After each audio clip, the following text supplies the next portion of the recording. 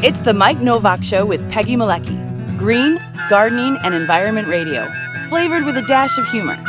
Welcome to intelligent, irreverent talk about plants and the planet they grow on. Your questions, comments, and participation are always welcome on Facebook and Instagram at The Mike Nowak Show and at Mike Now on Twitter.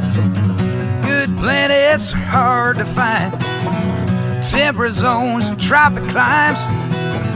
True currents and thriving seas. Wind blowing through breathing trees. Strong ozone and safe sunshine. Well, good planets are hard to find. Good planets are in the main. Brought to you by Bartlett Tree Experts. Every tree needs a champion. Go to bartlett.com. Jet streams, perfect air. And here they are, Peggy Malecki and Mike Nowak. Well, good planets are in the main, right?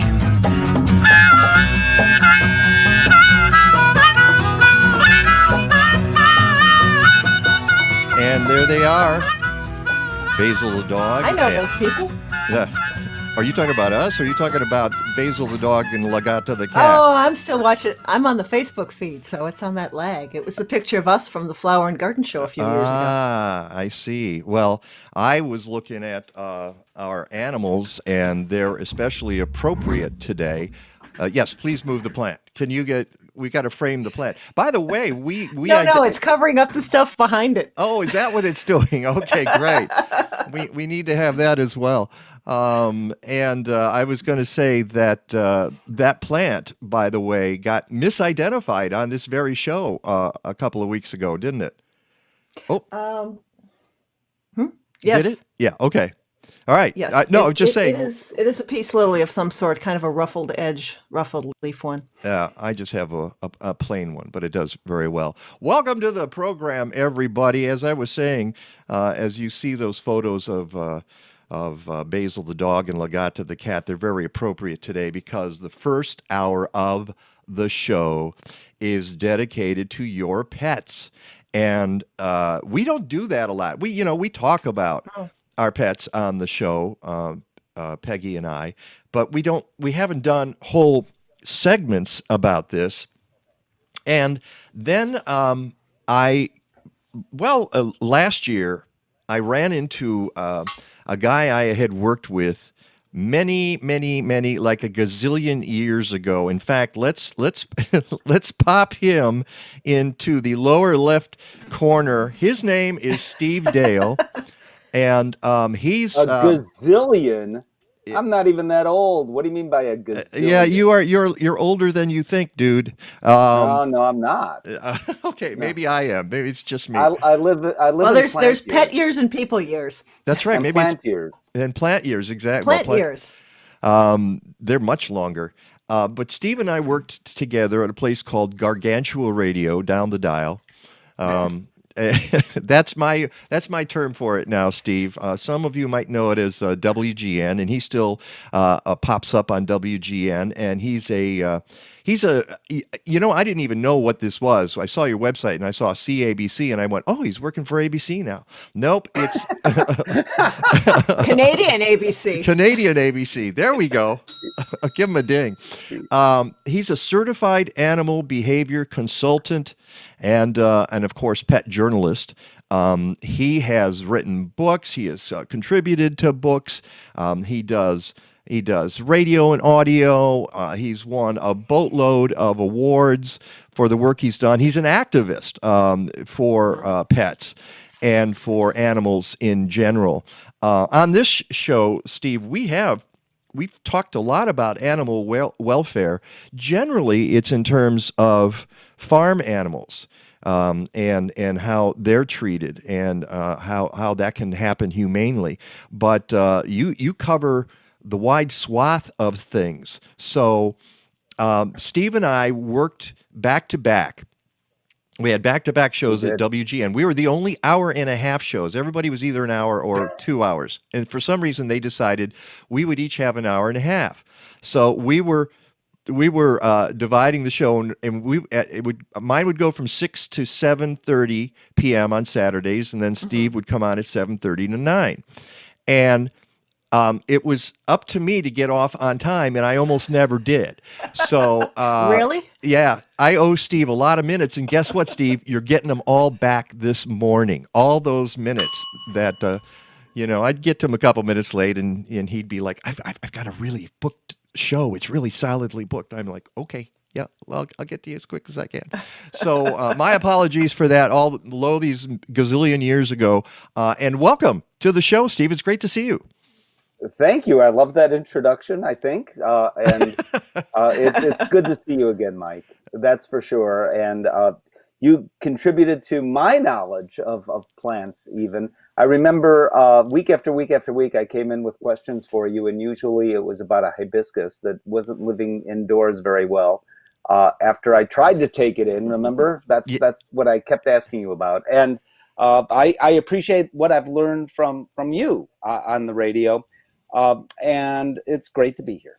Well, and I will say one thing. I've had a sea change in attitude about pets since I worked next to you at GN because Lagata the cat came into our lives here. She found us. We didn't find her. There she was one night in the backyard, and obviously a stray. The sweetest thing, and came wandering up on the porch, looking for food, obviously, and purring to beat the band. Just that's the thing she does best. She just purrs and purrs and purrs. And I was the one who said to Kathleen, "Do not bond with that cat. Do not bond with that cat." And No. And of course, it was me. I was like total sucker. And now Lagata rules my life and actually rules the house here. And we're so grateful that she's here. She's just she's just a little bit of grace in our lives. And especially, boy, is she happy. Now, this is something you can address. Might be a place we start. She is so happy during the pandemic because we're home all the time. We don't go anywhere. Mm-hmm. So it's got to make dogs and cats really happy. Have you heard stories about that, Steve? Oh, that's absolutely true. First of all, cats, I used to call them the Rodney Dangerfield of pets because they just don't get enough respect. And in fact, there are more cats than dogs in America. They are man's best friend. Yeah, if you just go by the numbers alone. But dogs, even if you don't have a dog, there are a lot of reasons for this, which I could talk about, but I believe we're actually hardwired to, if not like dogs, which most people do, unless they've had a bad experience. Yeah. Or unless they're really allergic. Even then. So a study was done in a Middle Eastern country, and culturally, they believe, and it's not religion, that's a mistake, it's cultural, that they believe, or some believe, that dogs are dirty. Even among those people, show them just a picture of a dog and they smile. And when you smile, endorphins in your head do a happy dance. And if you walk down the street with a dog, most people smile, unless it's a dog they happen to be afraid of, or, as I said, have had a bad experience with dogs. Cats, you either love or you don't. And I've always thought that the best publicists, the best ambassadors for cats are cats.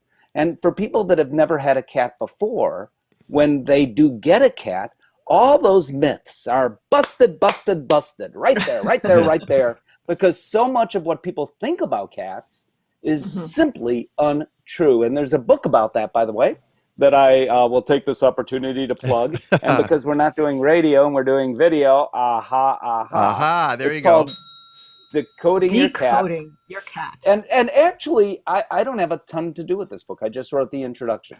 It's authored by members of the American College of Veterinary Behaviorists. And they are the absolute behavior experts when it comes to companion animals. It's available anywhere books are sold. It's called Decoding, there I get it in frame a bit better, Decoding Your Cat. And again, the ultimate experts. Wait, the The complete name, Steve? Decoding Your Cat. The ultimate experts explain common cat behaviors and reveal how to prevent or change unwanted ones. There, Yeah. I got you up on the big screen now, Steve, so that you can. Wow. There's the book. That's why I do so much radio. You don't want to see me on the big screen. Actually, I do a fair amount of TV. Yeah, but you're right about the cat experience, and they also get a bad rap as being aloof. And I have heard more stories from cat owners who say, my cat follows me all around the house. My cat does. I can attest to that. And we have rituals where I come in the door and she meets me at the back door and then runs to her favorite scratching post, which is which is a beat up suitcase in the living room. And she lies on her side, which is weird, and scratches it. And so I have to scratch her while she's lying sideways on the ground. It's a very weird ritual. And actually she does the same thing when I come out of the bathroom because it's near the back door. I'll come out of the bathroom and then she runs around to the scratching post. As I guess, I don't know why coming out of the bathroom precipitates that, but it does. So I think in that regard, a lot of cats do get a bad rap, don't they? They do. And you point out something really interesting here, Mike. So we also don't completely understand as well as we could or should perhaps cats. We have a good understanding of dogs. One of the reasons is we literally evolved with dogs. They're also more like us than cats are. So here's one of the misunderstandings. You come home. You're at work when we actually went to work after a long day. Yeah. And your cat is excited to see you, runs the other way, and goes like this on the sofa. So we get really mad because the cat, first of all, we don't understand. The cat's happy to see me. Why is the cat running the other way? And why is the cat scratching my sofa? It's because actually your cat is happy to see you. And one of the ways cats express pleasure is by scratching. Sounds like you've given them or your cat an appropriate or oddly appropriate place to scratch, which is good. At least you're not upset about the cat scratching there. Oh no, having no, a scratching post. So what I tell people is to have a scratching post, and this book does the same thing, by the way. Tells people to have a scratching post near the door you come in a lot. The front door, the back door, whichever door you use most often. Have a scratching post near there so the cat has somewhere to run, and if the cat so desires, and many do, to scratch away, because that cat is indeed expressing pleasure to see you, but in a very different way that our dogs do it. We can be annoyed, though, by our dogs at times, too. So to say cats are aloof or have behaviors we don't like. So what if you come home and the dog does nothing but bark? There are dogs that do that, and for some of us, that can be annoying. Or there are individual dogs that are aloof. There really are.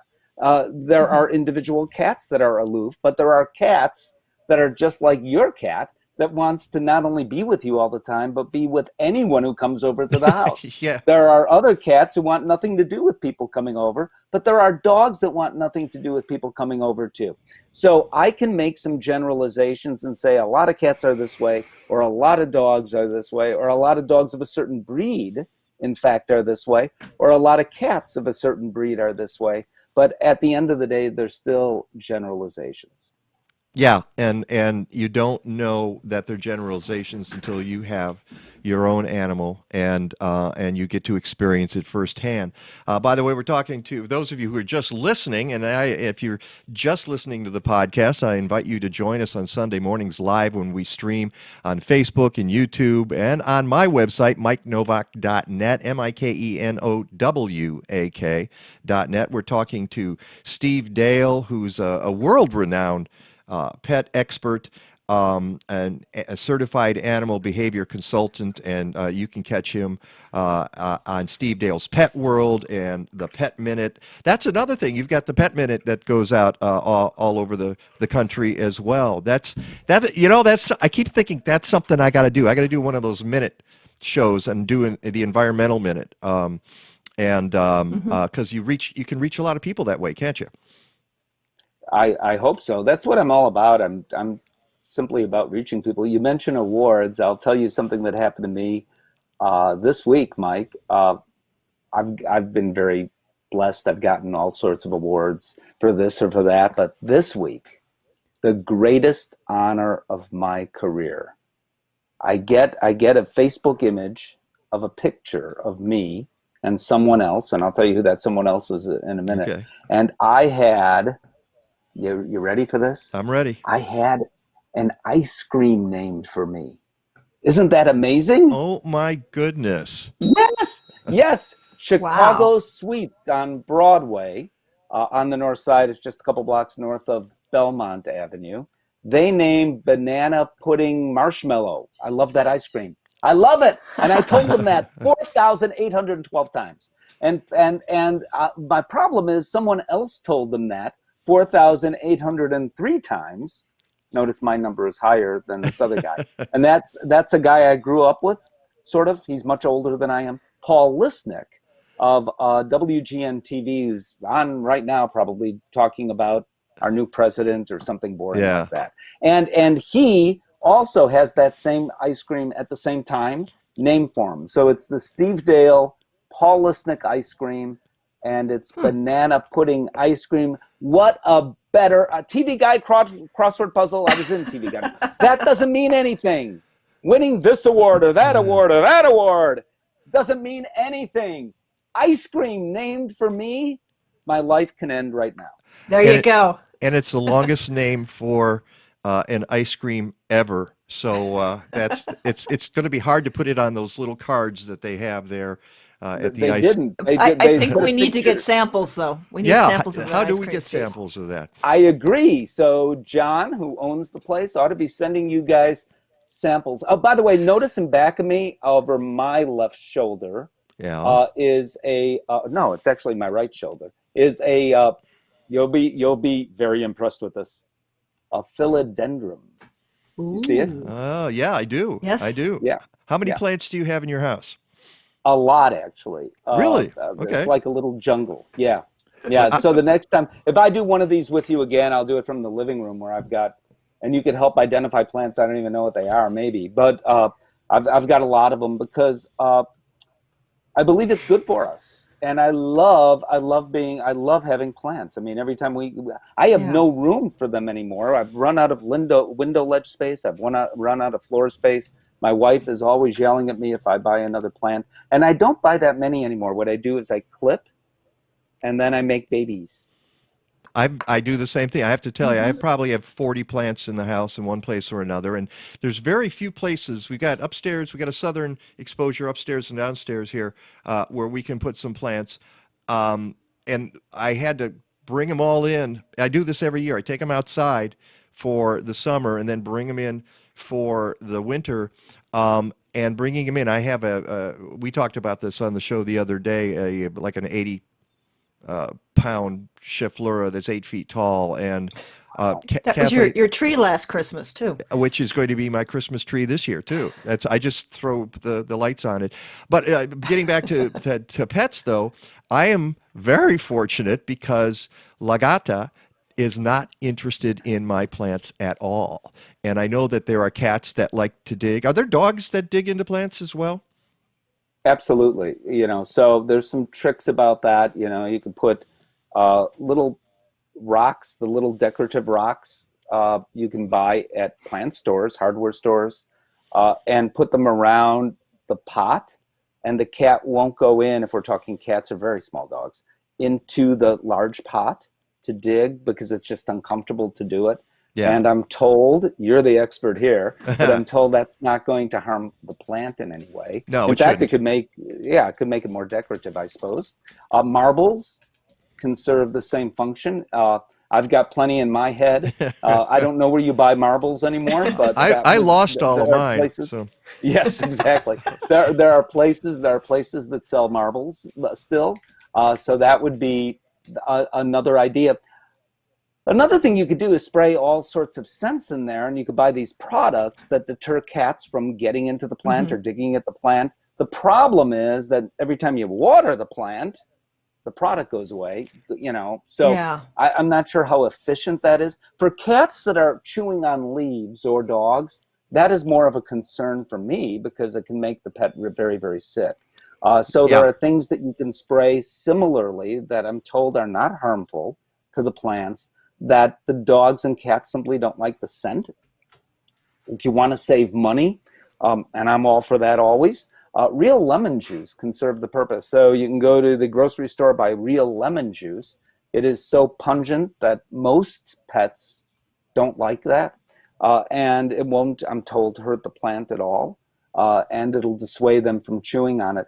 But I'm all for giving then, if we're talking cats, them an alternative, a place where they can chew. And you can get cat grasses, excuse me, where you can purchase and grow your own, or you can purchase at many pet stores. I believe Whole Foods has as well. It's called cat grass, and there's different cat grasses Right. that are perfectly fine for cats to chew on and to ingest.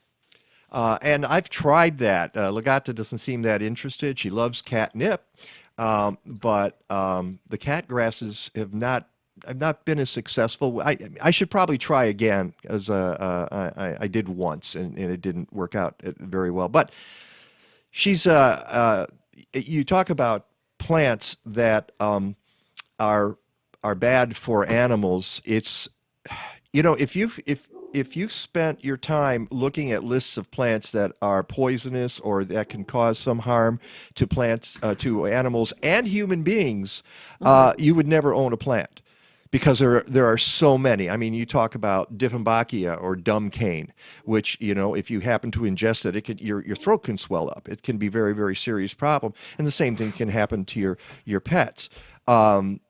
There are so many plants that are toxic in one way, shape, or form that you would just lie awake nights if you knew all those lists. So my feeling is, be careful, monitor your pets and monitor your plants and monitor your children. And if you're not having problems, you're probably okay. I don't think your life can be ruled by which plants are toxic, because the list is endless. Yeah. And be smart about where you're putting them, obviously. You know, Yeah. Well, I think that's a very good toxic point. plant, Peggy. have it out of the way. Yeah, and that's sometimes easy enough to do for pets. Cats, it's a little more challenging because you put a plant up on something, and sure enough, then the cat goes up on something. But if you see that the cat is interested in it, or the dog, then that's when to put it behind a closed door or hide it, at least for a little while. Then you could take it out again and see if the pet is still interested in it. But I'm concerned, so I come from the same place but yet a different place, because I don't want to see those pets land in the emergency clinic. Yeah. And I know, for example, how impactful lilies can be to cats. I mean, it can kill a cat. But most cats have no interest whatsoever. But for those cats that do, it can be a death sentence. Now, if you've had a cat for 8 years, year after year after year, you bring in the lilies to the house, or you get them when people come over or at Easter time or whatever. It's never been a problem. Cat is not even interested, then less of a concern than a little kitten who's never been exposed before and might be allured by the sweet smell of the lily plant. So it depends on the plant, and it depends on the pet. I see, or I hear Basil is saying hi to Steve Dale. Is that right, Peggy? Yes, he is. He's in the Oh, background I saying hi to appreciate somebody. I appreciate that. So you mentioned WGN Radio, and WGN Radio is responsible. So I don't know that you're familiar with what breed bans are. It's when communities, especially in the 1980s, they did this big time. There would be an attack by a dog on a child, statistically usually, but on anyone. And public officials thought, okay, let's make our community safer by banning the breed, which they didn't even always get right, but whatever the presumed breed was. And I imagine pit bulls are at the top of that list. Right. Exactly. So whether pit bulls were really involved in anything or not, they, to your point, Mike, appeared on that list. And Denver and Chicago, at about the same time, there were several attacks in Denver that led up to the public officials in Denver considering a breed ban. There was one big attack, and only one that I recall, in Chicago with a Rottweiler that led to Alderman Shirley Coleman at that time saying, I want to ban, if I could ban all dogs. I remember she went on TV and said this. If I could ban all dogs, I would. But Yikes. Let's take care of Rottweilers and, while we're at it, pit bulls. And I invited her on the radio with me, and she was on WGN radio. At that time, I had a 2-hour show, and she was on WGN for 2 hours. 2 hours, phone call after phone call after phone call. I asked some questions, but my listeners, who I love, took care of everything and asked the right questions and made the right comments, knew the data. And at the end of the show, last commercial break, we come back from, and you know how that is, Mike. You have about 2 minutes before you go to news. Right. If you hit the news on time, which I do. So I had about 2 minutes, and she says, Steve, you got it. I'm convinced. You are now in charge of a blue ribbon committee to rewrite our Animal Care and Control Act. So any dog of any breed or any mix then can be held responsible for an attack, regardless of what that breed presumably or mix presumably is, which is what I wanted. And I put together this task force, never got the blue ribbon, and we rewrote the Chicago Animal Care and Control Act back then, and the vote was 50-0. All the aldermen said, okay, you're right. Experts here are right. That's the way Chicago went. And I am proud. If it wasn't for my WGN radio show, might have gone a different way for sure. Probably would have. Denver, though, they went a different way. They had a breed ban enacted since, I think it was 1988 or 89. It's on my blog, stevedale.tv, if you want to read about it. But finally, now, in this last election, no recount needed. It was about 66% of those who then voted said, yes, this ban needs to go away. And finally in Denver, earlier in the year, the legislators in Denver, or was it late last year, voted for it to go away. But then the mayor said, no, we need it to stay. But the voters have said differently. Denver is among the last cities really to have a breed ban. Several smaller, mid-sized communities do. The entire state of Ohio had one. And what they saw, and what we know, and I wrote the paper on this, so I know it, is that it doesn't do anything to enhance public safety in reality. I don't know why my printer's going on. So sorry. It's okay. It can. It's hot off the presses. Yeah, you're not kidding. Well, congratulations on that, and congratulations to the people of Denver. For it's not the pet, it's not the breed, it's the way the animal was raised. Obviously, it always comes back to human beings. Who's causing the problem? It's usually the human being that's causing the problem, not the pet. So that's good to hear. All right, we need to take a break here. When we come back, we're going to talk about something that is an important issue, and that is making news, has been making news in Chicago, and that's puppy mills, and what they are and why they are a problem. It's the Mike Nowak Show with Peggy Malecki. We're talking to Steve Dale, and in just a moment, we're going to bring in Jodie Wiederkehr from the Chicago Alliance for Animals, so please stick around. Collective Resource Compost wants to show you how they make composting easy in Chicagoland. You can reduce greenhouse gas emissions by diverting food scraps from landfills. CRC brings you a fresh 5-gallon bucket or a 32-gallon neighbor tote with each pickup. You fill it with organic matter, they swap it out, and get it to a commercial composting operation. Composting is what nature would do if we just got out of her way. Learn how easy it is to divert waste at your home, school, or workplace. Go to collectiveresource.us. The world has changed. A year ago, you were growing food because it was fun. Now it's important. That's why you need Happy Leaf LED grow lights. Thanks to the best science, the wavelengths are tuned to your plant's needs. They're versatile, they're elegant, they have a 5-year warranty, and they're made in America. Peggy and I are huge fans. Go to MikeNovak.net for the code to save 5% on your purchase. Go to HappyLeafLED.com to get more information. Happy Leaf, it's about the light. Since 2001, DiveHeart has been revolutionizing rehabilitation using zero gravity and scuba therapy to give confidence, independence, self-esteem, and yes, freedom to children, veterans, and others with disabilities.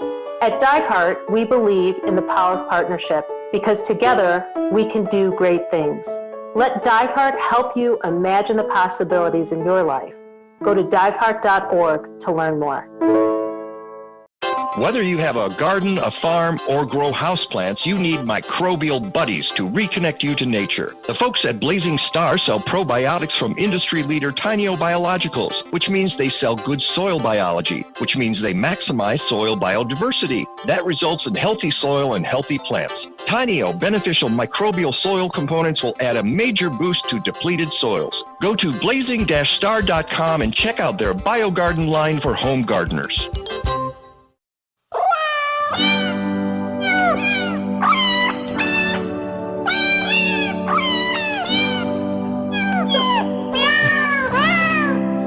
Oh dear.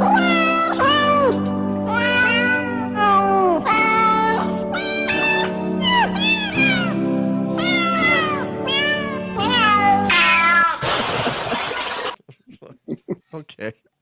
I'm gonna have to save that one for the end of the year. Oh dear. I know this. I had to have something like that in honor of Steve Dale. But I don't. You see, and you don't even get the benefit because I didn't do the video part. I could have posted that as too. I could have put the video up there as well. Oh well. Something tells me at the end of the year we will see the video. I think we will. Peggy, why don't you tell us a little bit about McHenry County College before we get, and we're hoping to get Jodie Wiederkehr here. I'm going to bring that out for the moment and talk to us, Peg. Yeah, there's a couple of exciting things happening this week at McHenry County College. The second session of Forefront, Ideas in Food and Farming, is coming up next Sunday, November 15th at 1 p.m. It's brought to you by the Center for Agrarian Learning at McHenry County College, and it's a free online speaker series featuring innovative thinkers and doers. As we've said on the show, it will help you learn how to walk and think and act like an agrarian. Whole grain supply chain. It's the workshop next Sunday, and it features a food system dietitian, a farmer, and a baker discussing the benefits and challenges they face using artisan grains in their businesses. But before that, this Thursday, November 12th at 6 p.m., you can take part in a screening and discussion about the wonderful film Seasons of Change on Henry's Farm. Filmmaker Ines Summer and producer author Tara Brockman, who were on our show this year, they're going to take your questions after the movie screening. The Forefront sessions are free online via Zoom, but you do need to sign up. Go to mchenry.edu/forefront to register and check out upcoming events in December, as well as January and February of 2021. That's mchenry.edu/forefront. Welcome back to the Mike Nowak Show with Peggy Malecki. As you can see in the lower left corner, we have Steve Dale. And you can go to stevedalepetworld.com, and we are talking the entire first hour. We're talking pets and animal welfare, and let us bring in our next guest, and there she is, Jodie Wiederkehr from the Chicago Alliance for Animals. Jodie, are you with us? I'm here. It's good to see you. I'm glad you're here. Those of you who watch our show and listen to our show know that Jodie has been on the program a number of times. She has been a staunch advocate of proper treatment for horses in the city of Chicago. As you know, for years the city has had horse-drawn carriages, and Jodie is one of the people who has documented how some of those businesses, perhaps all of them, were violating city ordinances and subjecting the horses to unnecessary cruelty. And you won that battle this year, didn't you, Jody? Yes, we did. So exciting. Yeah, as of January 1st, there will be no longer any horse carriages on the streets of Chicago, and no horses being overworked and not provided water or work when it's too hot or too cold. It's an amazing victory, and you'd been fighting this for years, and you'd been on our program for several years talking about this and just trying to get the city to even pay attention. What helped you turn the corner on this? I think what happened is we just wouldn't give up, and they knew we wouldn't. And we just continued to go out there every weekend and document violations. And every single weekend, we documented horses being over. And the trade refused to self-regulate. They refused to follow the laws that are on Chicago's books to protect the public and protect the horses. And I believe the aldermen simply had enough. And when we had our hearing in March, right before the pandemic hit, the two aldermen who really championed the bill, Alderman Riley and Alderman Hopkins, defended myself and the Chicago Alliance for Animals and our volunteers for simply wanting to protect the horses and ensure that the laws are enforced and that they follow the law. And they basically said to these operators, you're breaking the law, and the city doesn't have time to babysit you. And it was interesting because I know I had talked to you a couple years ago, and at the time you were jumping up and down and trying to get people's attention, and you couldn't get the city to respond to emails, to phone calls. You were ghosted by the city of Chicago for a long time, and that's why it's kind of stunning. And Steve, I know that you've followed this as well, and it's amazing what some activists can do, because it wasn't just Jody out there, it was the folks from Chicago Alliance for Animals documenting and being out there in the heat, being out there in the cold, and of course the horses were out there in the heat and the cold as well. But it is interesting, isn't it, Steve, when activists get involved, that you can actually change policy. I believe that is true. I've been a part of that many, many times. I would argue Jody didn't win, although it happened greatly because of Jody. It's the horses really that won here. Yes. And the hope is that what happens, and it often does legislatively, Chicago is a very big city, so what happens in Chicago will oftentimes reverberate down or up to other cities as well. And I'm sure Jody agrees that the hope is that happens in this instance as well. Also, what's interesting to me is that the two aldermen that were most supportive are the aldermen that were most affected by this. The downtown aldermen, Alderman Brendan Riley and Alderman Brian Hopkins. We'll talk about Brian Hopkins in a moment as well. Yeah, well, just a touch. Oh, sorry, Mike. No, go ahead. I was just going to say, touching on what Steve said, is we are working with other cities around the world who have campaigns to ban the horse carriages. I'm in touch with the New York groups. I'm in touch with groups around the world, Melbourne, Australia. So we're hoping to take the work we did here in Chicago and the strategies we used, mainly documenting violations, and then getting support from businesses such as how you signed our pledge and so forth to get these bans in other cities that abuse their horses. And Jody, Steve was talking about this earlier. In a strange way, and COVID-19 has not been good for anybody, but in a strange way, it helped resolve this issue, because with so few people downtown, the carriage industry has virtually disappeared in 2020. So you won the battle in city council, but also they could have gone to the end of the year, but there's no reason for them to do that because there's nobody down there, as Steve was saying earlier. Yeah, I mean, I've gone down there on Saturday afternoons after kind of the pandemic was, it was, the restaurants were opening and so forth, and I haven't seen them. I only know of one time them being down there over the summer. So I feel like they have thrown in the towel in Chicago.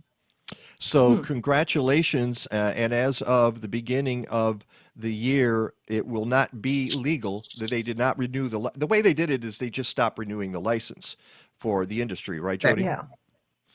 Right. Uh, They won't renew their licenses at the end of November. so one battle resolved, at least for the moment, although there at least one company claims they're going to continue to fight it, right? Yes, one there was an article that came out in July, the owner of Great Lakes stating that they were going to challenge this ban. But I reached out to Alderman Hopkins' office to ask him if we should be concerned about this, and he said that we shouldn't be. Everything the city council did was on the up and up, and they had a right to ban the activity that basically broke those laws daily. All right, so that takes us to the issue of puppy mills. And Steve, I'm going to let you start this. Explain what the problem is here. I know both of you have been working on this issue in Chicago. What's a puppy mill and why is it not a good thing? A puppy mill is any facility, a large-scale facility that breeds dogs illegally, technically, but they're rarely ever found, but breeds dogs in an unethical way. They are millers in that the dogs are literally breeding after breeding after breeding after breeding. They get no veterinary care. I mean, it's a question I can completely answer, but you've all seen probably images on television or in print stories of these places, and I've been. They're as bad as they seem. So you have dogs that are kind of stacked on top of one another, and the urine drips down to the next one. These dogs get no veterinary care whatsoever. They get very little socialization with people. They're fed what they need to be fed, sometimes just to be kept alive. I mean, I can go on and on and on. And a lot of puppies them, I was just going to say, go ahead, a lot Mike. of them are breeders. I mean, they're the dogs that get pregnant, and they get pregnant. They put them in, when they're in heat. They just get them pregnant over and over and over again, and that's their life, is producing puppies. Yes. And if boy, it's just something that breaks your heart. And there are, if you go to my website, MikeNowak.net, I've got information on this. You don't necessarily want to, if you want to know, you need to be educated about what's going on. But there are organizations like the Puppy Mill Project where you can go and they tell you exactly what the issue is and list all of the things that are done to these poor animals. Or you can go to the Humane Society of the United States, and they do the same thing. And I've got those links on my blog post. And so they're horrific. But the problem is, Steve, that they supply the puppies to stores, and the stores pretend like that's not happening, and that they're actually. You explain how that works. So it's hard to explain now, because here's what happens: the puppy mills don't sell directly to pet stores. First of all, let me back up a step or two. A responsible breeder, and I personally have no issue whatsoever, none, with responsible dog or cat breeders, or rabbit. They're responsible rabbit breeders. They usually do it out of their own homes. They breed a handful, if that many, litters annually. And they're very, very careful about who purchases their pet and also how they breed their animals. That is very different, completely different than what pet stores sell. No responsible breeder ever sells to a pet store, because they want to know who is getting their very beloved American Cocker Spaniel, Irish Setter, Golden Retriever, whatever that breed happens to be. Mm-hmm. Pet stores are a little different. Pet stores will sell to you if you say, I want that dog. And they will sell to you if you have cash or credit. That's the only question they ask. Will that be cash or credit? Now, the puppy millers, to answer your question better, they don't usually anymore, sometimes they do, but usually they don't sell directly to pet stores. It's too easy then to be traced as to who they are. So they sell to a broker who often sells to another broker, sometimes even to another broker before it gets to a pet store. So the chain is very convoluted now. The Chicago Tribune figured out what that chain is for a couple of pet stores in Chicago, which I could talk about in a moment. And I want to say one more thing. To put an end to this, the Puppy Mill Project, some number of years ago, worked with then city, I forget her title, Susana Mendoza was the city, she wasn't the comptroller like she is for the state. But anyway, Susana Mendoza worked with the Puppy Mill Project very, very closely and crafted an ordinance and got some aldermen sort of behind the scenes on board with this. Then I was brought in at that point in time, as was Chicago Animal Care and Control, and was all for it. Then it was all made public. It passed ultimately, the ordinance did, 49-1. Only one alderman said, I'm not so sure about this. The other alderman, and this doesn't happen every day in Chicago, Mayor at that time, Rahm Emanuel, was absolutely supportive of this.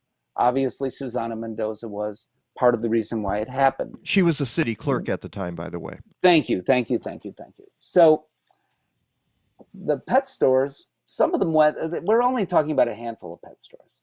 And some of them can I ask a question here? Because I think people want to know, are we talking small pet stores? Are we talking the PetSmarts of the world? Are we talking, when you say pet stores, I think now in the 21st century, people think of pet stores as the mega pet stores.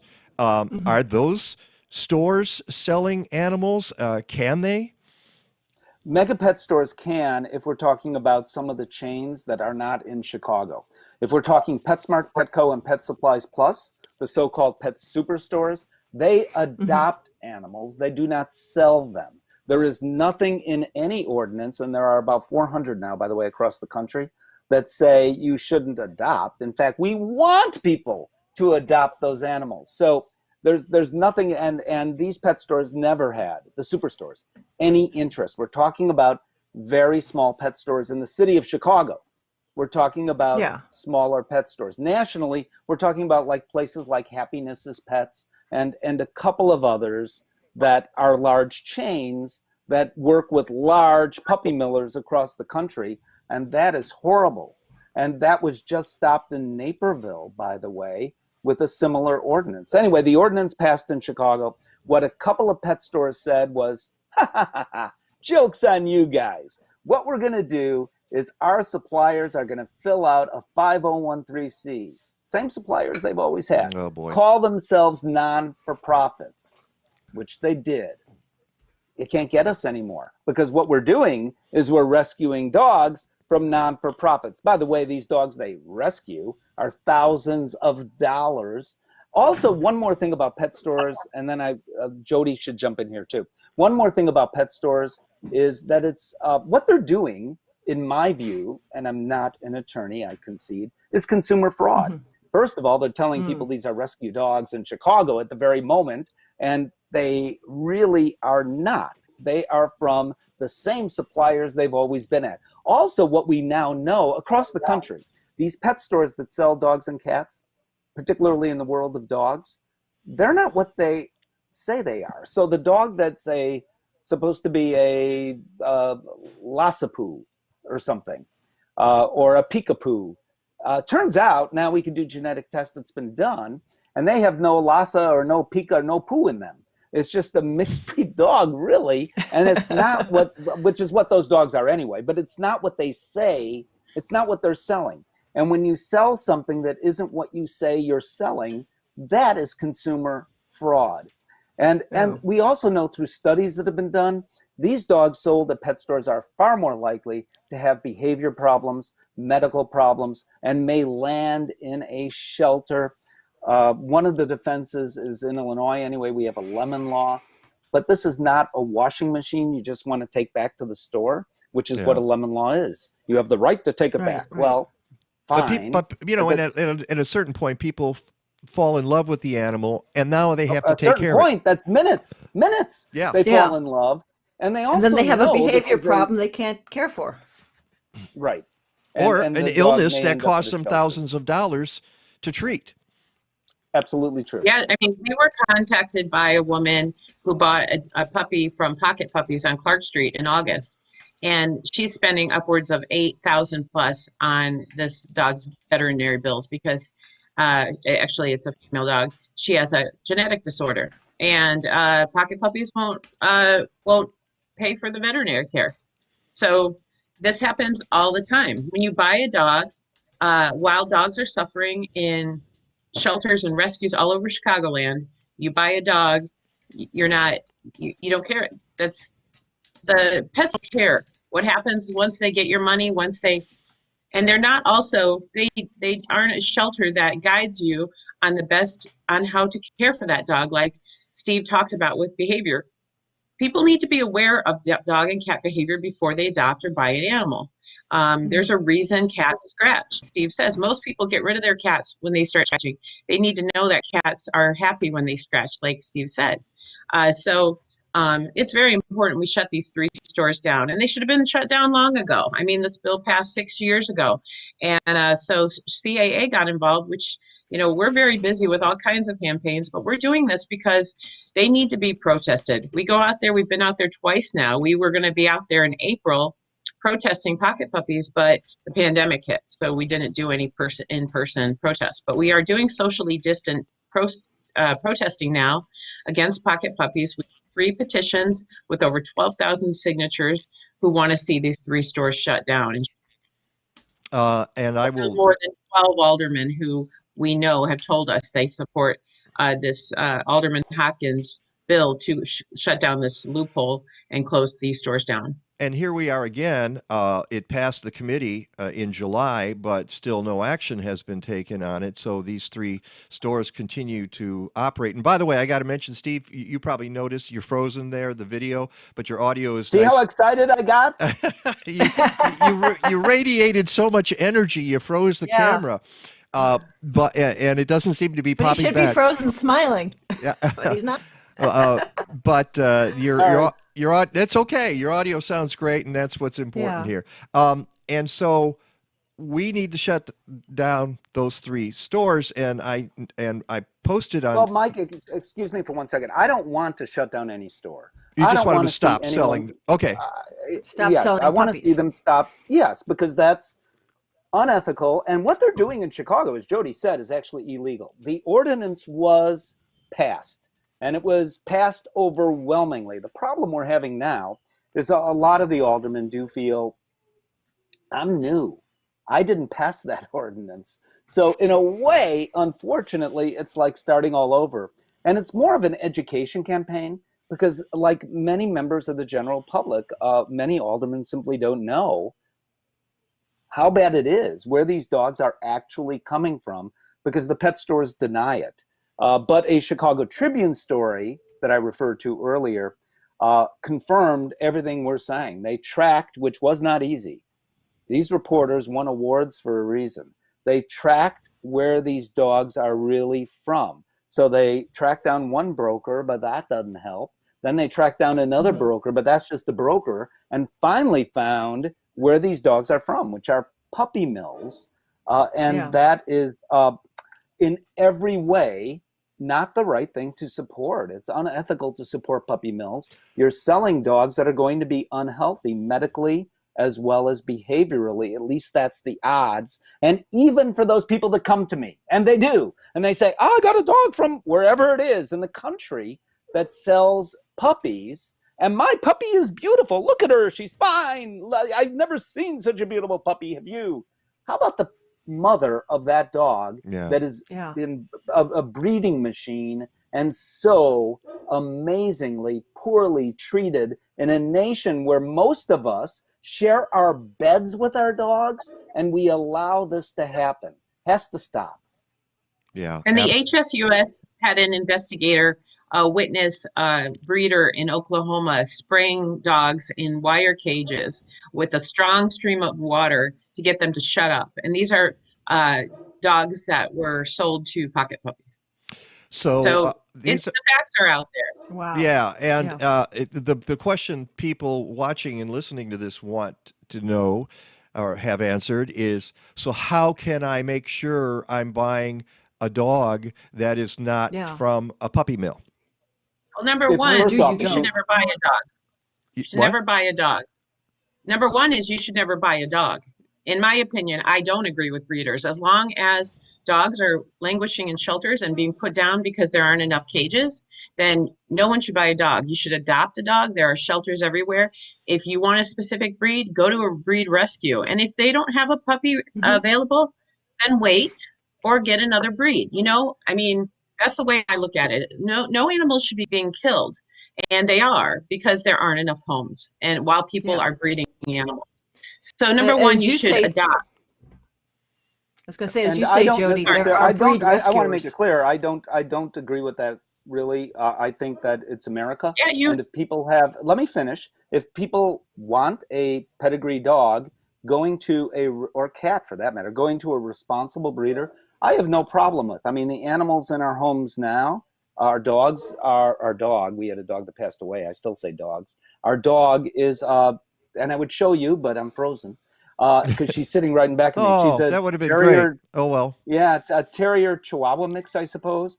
And she's from the Animal Welfare League of Chicago. The dog that just passed away was dumped as a puppy, which happily doesn't happen very often anymore, at the door of Chicago Animal Care and Control. But I say that if people want a purebred, though, I have no problem. Clearly, I endorse adoption. But the reality is that in certain communities now, especially because adoption rates and foster rates are so through the roof. That is great. I have data on that. I'm showing you the papers. You can't see that either because I'm frozen. But I've got data now on the adoption rates and how much they've gone up throughout the country, Yeah. which is a great thing, But you go into a shelter, and that shelter, depending on where you live, may be virtually empty. No matter what for sure we do agree on, getting a pet from or a dog or a cat from a pet or a rabbit from a pet store is you supporting puppy mills.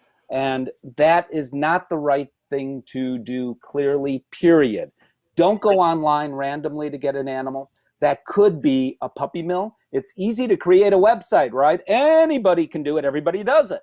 Well, the puppy millers do it too. But you can So get be very careful. You can get accurate information from the Humane Society of the United States, right?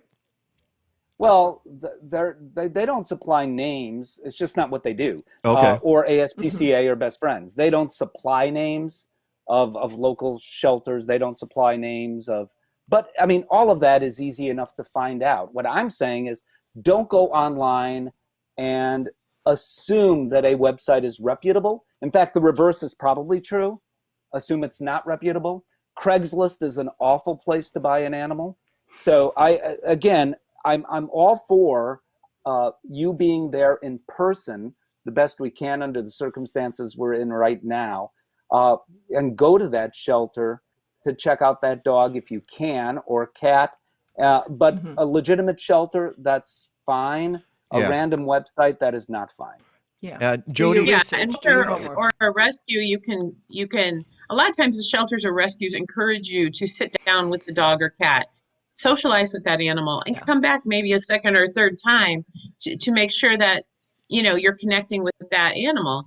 Whereas with a breeder or pet store, you don't have that. You basically may be able to pet them or hold them, and then you buy them. You don't take time to get to know them, and vice versa. So it's just really important that people do adopt, and we shut these stores down. I hope people will get involved in our campaign. We will be protesting these local stores, and we have 3 petitions online to shut down these stores that are operating illegally in Chicago. And we'll have to leave it at that. I know you two differ on specifically that issue, but you are on the same page as don't support puppy mills.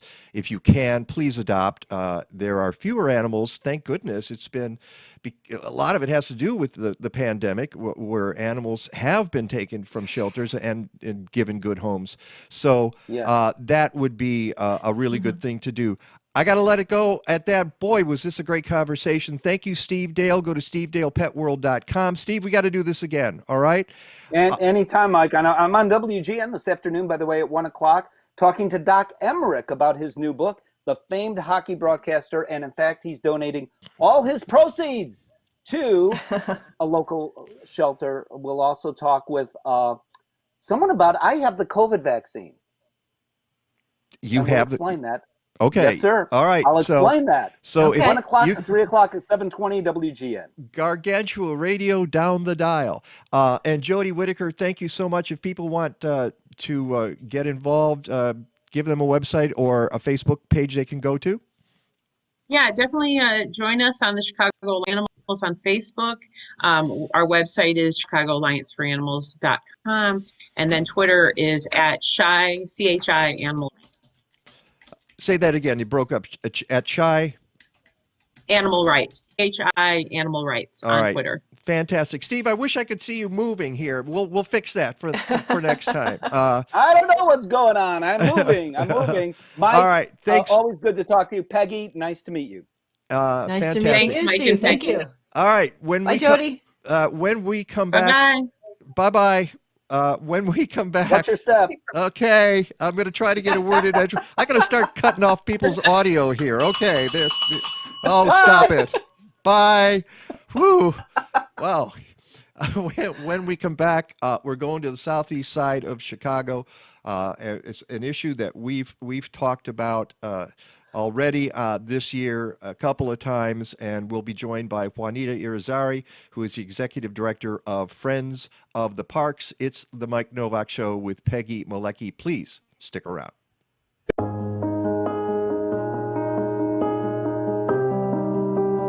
Hi, I'm Victor Nakashima with Bartlett Tree Experts. Here at Bartlett, safety has always been at the core of our business. We even have a guiding principle that we call safety above all else. For us, this principle means that the health and safety of our employees and all the people they come in contact with comes first, every day, at every job. As we continue to provide essential tree care services, those safety procedures now include social distancing and even more stringent sanitation practices. Before proposing work or visiting your property, we will call ahead so that you know that we are coming. Once we arrive, you can give us a quick wave from the window or meet us outside at a safe distance. If you're meeting with an arborist representative, he or she will give you a call upon arrival so you can have an on-site dialogue about your trees while you stay right inside your home. For all new work, a detailed proposal will be prepared and emailed promptly to you. With the help of our administrative staff, you can approve and schedule the work from your phone or computer. On the job, representatives and crews will be thoroughly cleaning equipment and disinfecting their hands. Teams will be meeting at the work sites instead of in the office.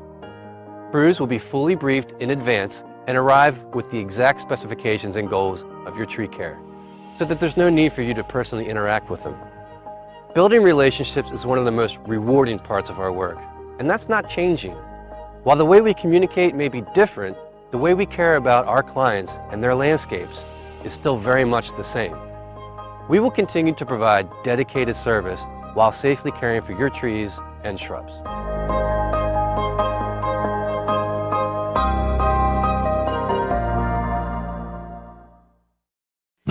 Welcome to the Mike Nowak Show with Peggy Malecki.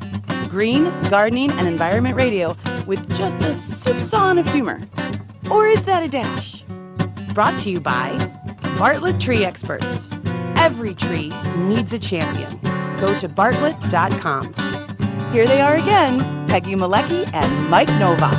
All I need is good food to eat and make me healthy, wealthy, wide awake.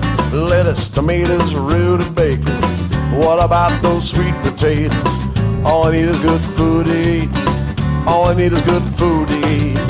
All I need is good tools to make me music for these long serene. Welcome back to the show, and we're so happy to have you here this morning. And as I mentioned before sorry about that. As I mentioned before the break, we're very pleased, as you can see in the lower left corner, to bring in Juanita Irizarry. Say hi so we can know your audio's there, Juanita. Hey, how are you? I'm great. I'm so glad. Hey, Juanita. Uh, we Great. we were trying to hook up earlier, and I called her, and she says, "I'm making breakfast here for the family." And I said, "Okay, well, get back to me." Multitasking. There's only so many things I really can do at one time. Oh no, that's okay. I'm glad this is all it's all set up here, and it's always a pleasure to have you on the show because you guys are doing you do so much work and so much advocacy for our open areas in Chicago because you are friends of the parks, and it's about parks, and it's amazing. You wouldn't think that that would be a particularly controversial kind of organization, and yet here you are.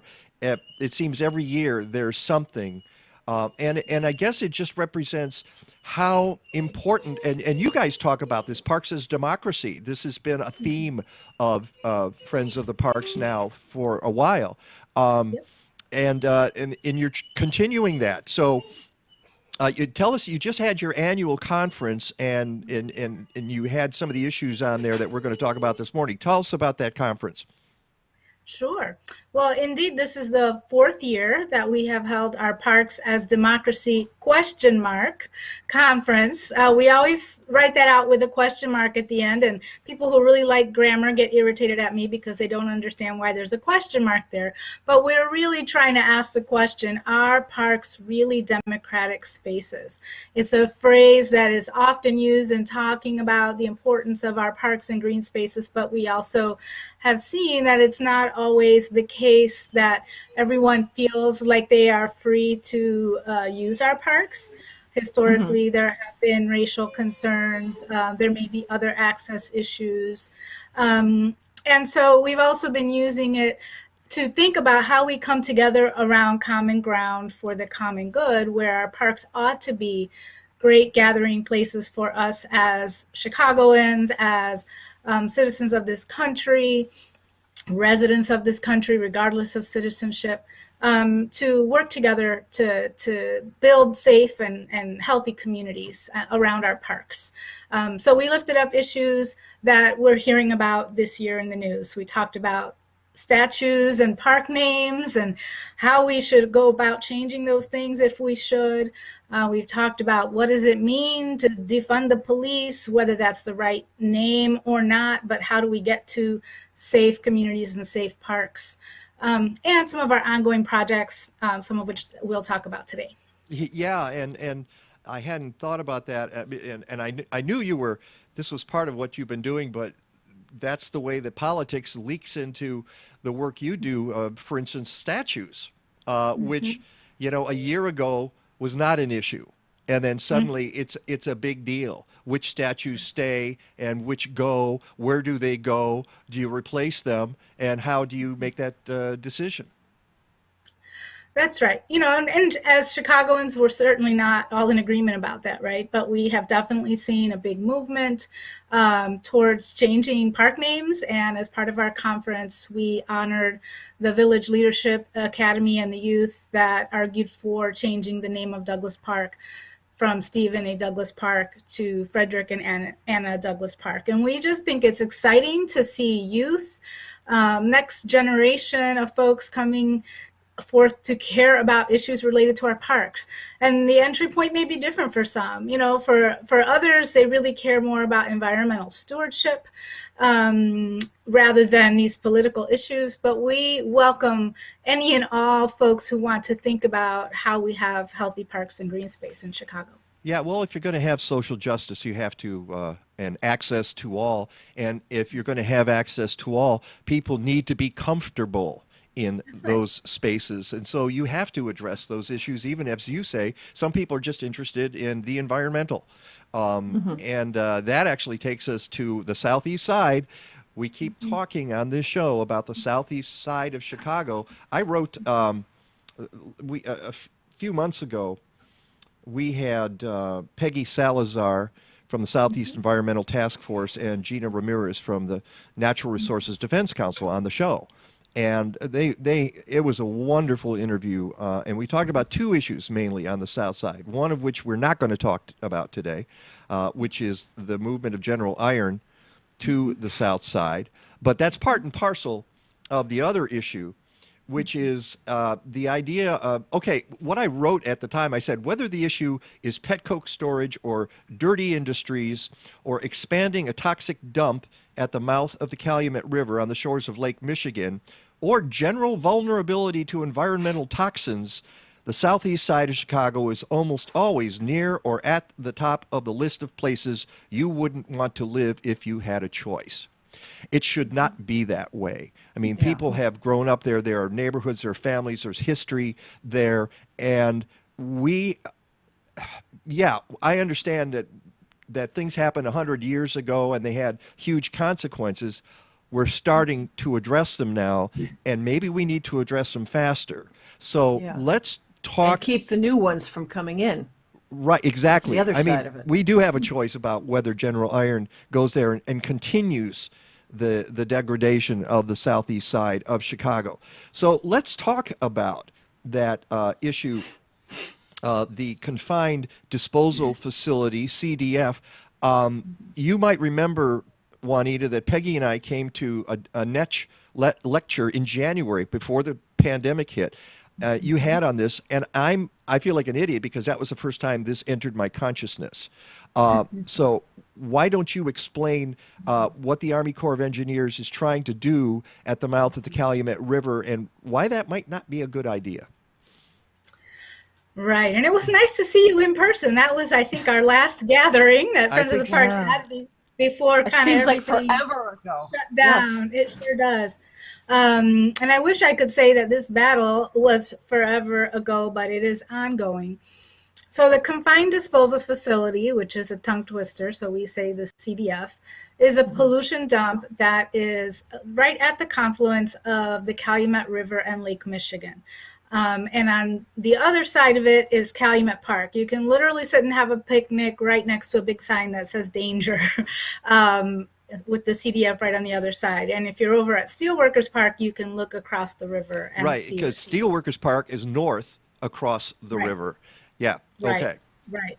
And then let me just note that Friends of the Parks took interest in this issue because we have this long-term vision that we call the Last 4 Miles Initiative to complete the Lakeshore Path on the south end of the city and on the north end of the city, where there are some parks, but they don't have connectivity, right? And so we are looking to the city to help fulfill this vision that, came forth from Daniel Burnham's plan. And between Rainbow Beach, well, actually between the South Shore Cultural Center and the Indiana border, there are a number of parks, but again, this lack of connectedness between them. And so the CDF is an important parcel in that stretch, and it's actually on land that has already been conveyed to the Chicago Park District, but it's being used for a pollution dump. And so what happens is there's dredging that happens in the Calumet River. It needed to be deeper to enable shipping to continue there. But, sediment builds up and they have to kind of keep cleaning it out, right? But a lot of that sediment has toxins, PCBs, arsenic, lead, other things. And so it's not clean enough to just dump somewhere that isn't basically a landfill. But there's a law that says we can't have any new landfills in Chicago. So they have this Confined Disposal Facility pollution dump that they don't call a landfill, but it is basically a landfill right on the lakefront, right? And what we know is that it's already leaking.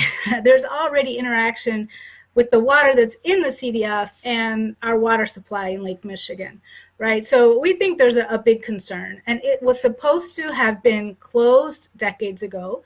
It's been expanded, the life of it, a couple of times already.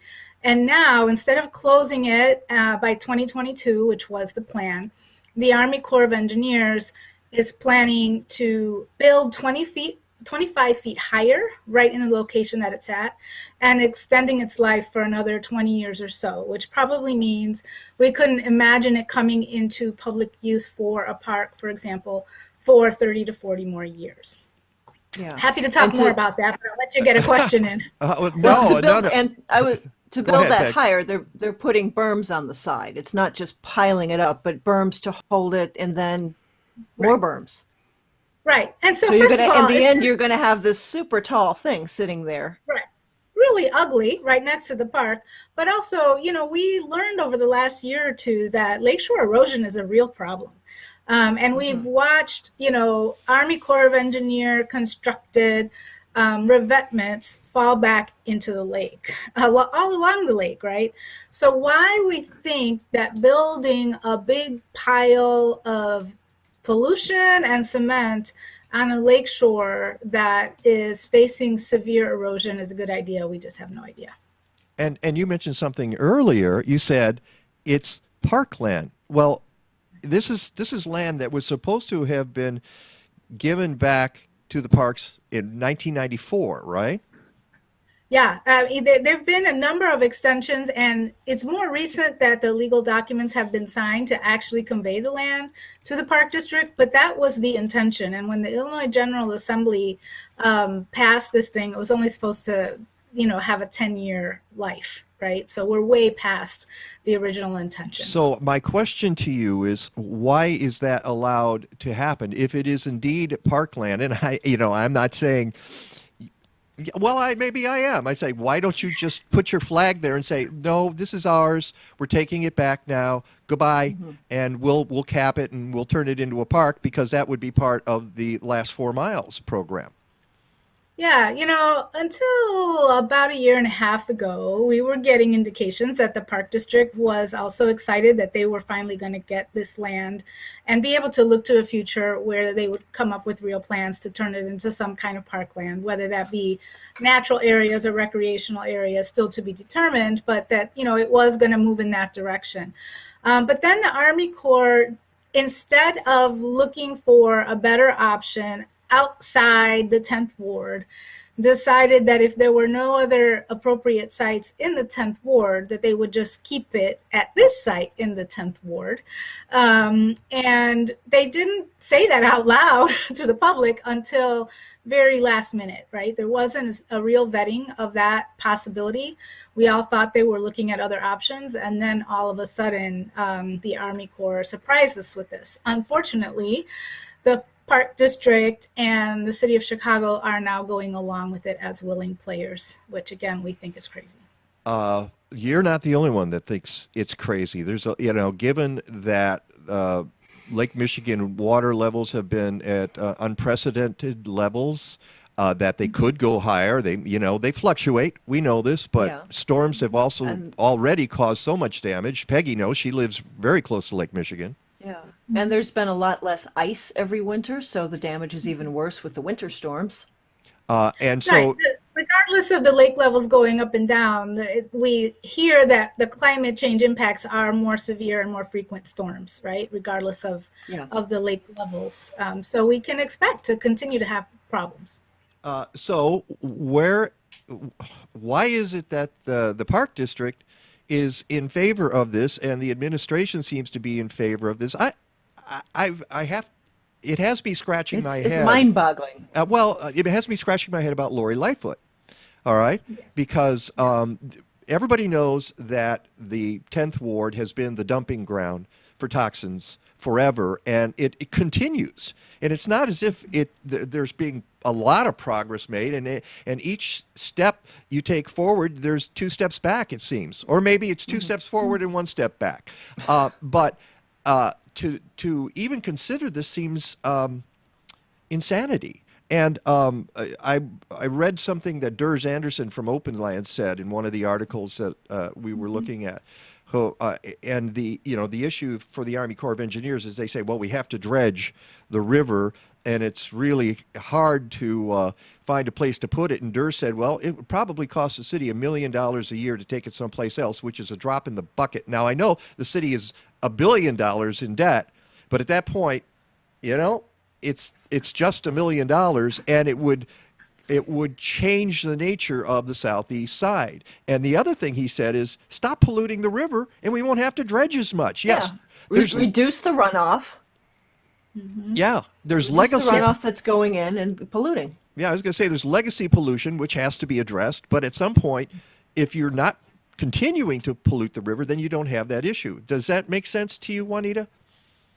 It does. And let me just note that in order for the project to go forward as the Army Corps has proposed, they have to have a cost share partner, and the city has signed on as a cost share partner through CDOT, the Chicago Department of Transportation. So they're going to have costs associated with this regardless. So it's not like, doing it differently is the only way that they're going to have costs associated with this. Let's also note that the park district is not being paid rent for this land. So once again, public trust land in Chicago is being given away for things that the public may very well not want, and the city's not even getting any money out of it, or the park district.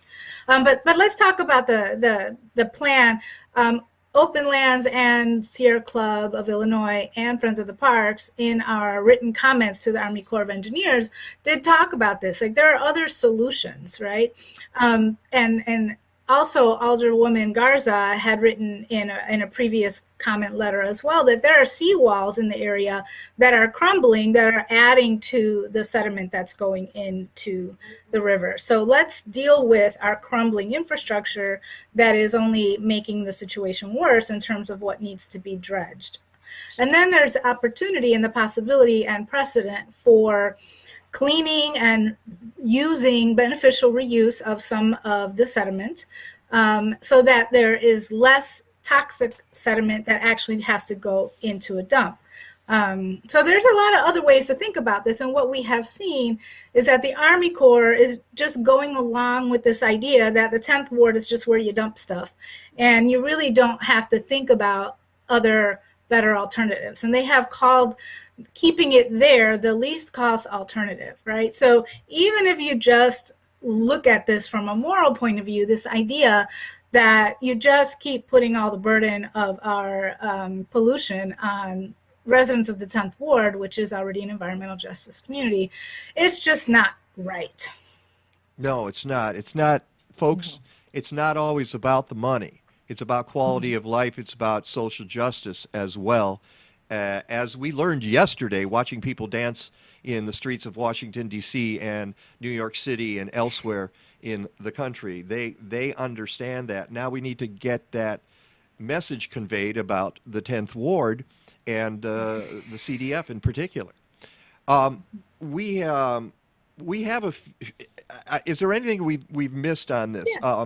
Well, let me add one thing, and you referenced some of the other environmental leaders in the community that have been on your show, and I want to just lift up the fact that CDF and others have brought up concerns that if the CDF is moved from the current location, that it will just get dumped elsewhere in the 10th Ward. Yeah. And with a community that is battling so many different attacks in terms of, this ongoing pollution, it's really scary, right? So what do? Do you actually fight the current proposal? Is it better to leave it where it is than to kind of enter into a big question mark as to whether it will get moved somewhere else, right? And we think that's a legitimate concern, and we think, the community most impacted by these policy decisions should very much be, at the center of this discussion. And so we are hoping and encouraging and tried to use our Parks as Democracy conference as a place to vet some of these potential solutions, so that the community can organize against real solutions to put it somewhere else, but in the right place, in the right way, that is not just dumping on the 10th Ward or any other environmental justice community, or even dumping it really in anybody's backyard. So we think that's really important, is how do we organize around real solutions, not just against the current location. And then meanwhile, we're really trying to push our elected officials and appointed officials to step in and lead. It's like actually their job to find the right solution. Right. You're right. That's a really good point, that they're putting it on the folks who are protesting this rather than saying, well, we have an alternative. Why don't we try this out? In addition to having folks perhaps join Friends of the Parks or go to Friends of the Parks and keep abreast of the things that you're doing, what else can people do in the 10th Ward to make their feelings known about this? Yeah. Well, I will say, look at our website, fotp.org. It's very easy to go on there and find this issue and click on it. And we have a bunch of sample letters that you can send to various public officials, from city to aldermanic to statewide to our congressional delegation. So we invite you to keep the pressure on that way. I definitely think the local alderwoman needs to understand how important this issue is. And she, I think, is stuck also in a place where she doesn't know how we get to the right solutions. And I think we need to help her feel like there are some real solutions. And go to and the get alderman's this done. office and talk to the alderman and say, okay, here's what I think about that. And then she Yeah, and has. I'll just add, I think the Alliance of the Southeast, as a membership organization that represents a lot of folks in the community, is looking to convene some conversations around the solutions, so that folks from the Southeast side can come together to figure this out, right? And to figure out how we move it somewhere else without just having more truck pollution, right? Because that's a real thing. So we've talked about, well, you can actually barge it down the river. And by the way, we already do that in other cases, right? So to have the community discuss what some of those options are and come to some consensus around what it is we can push for together.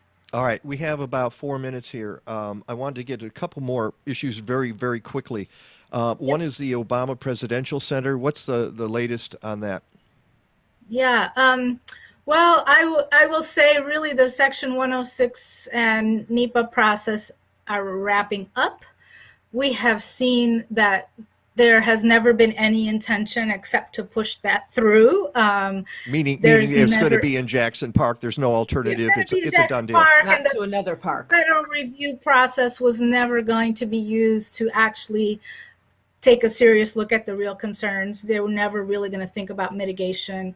But I saw an article just yesterday when I was reading about this, about a group of citizens on the South Side say they see nothing but positive coming out of this, with the exception that it's using parkland that belongs to the people. But other than that, they see the economic boom that will come from this, and it seems to me they're probably right about that. Yeah, you know what? We think there's a continuum of opinions in the community. That has been our experience as we sit at tables there.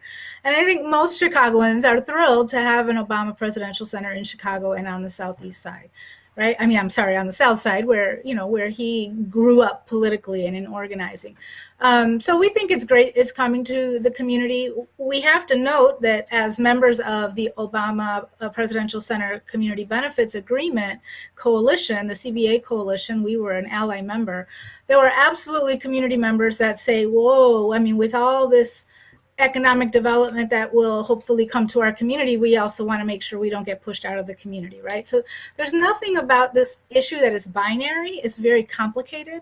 But we have landed on the place where, though we have always thought it should have been on vacant land across the street from Washington Park, we are still pushing the Obama Foundation and the city and other players to create more green space in the neighborhoods around Jackson Park to make up for the approximately 20 acres that are going to be essentially privatized as Obama Center campus. Okay, and you have about 1 minute to tell us about the North Lakeshore Drive, redefine the drive, and I know that's also very complex, but what can you say in a nutshell? So on Monday, comments are due as this ongoing process that has been going on for, almost a decade, maybe since about 2013. We're saying, again, protect the parkland. We think it's great to improve traffic flow. There have been a lot of accidents on North Lakeshore Drive, and it's definitely important to protect Lakeshore Drive from lakeshore erosion. So we're excited that there will be some. We may need to just set it up again. I think I've got all the things set up. Hold it. Let me try one more thing. Hold on.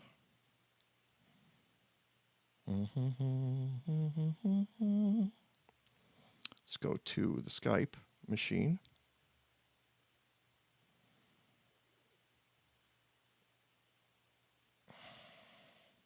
I think I just cut him off.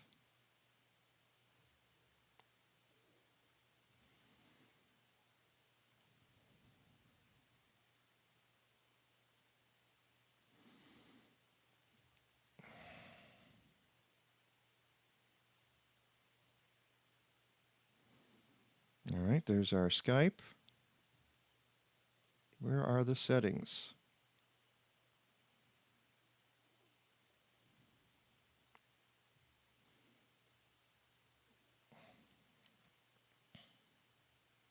Okay, Rick is going to just give a report and tell us when he's done. Okay, that's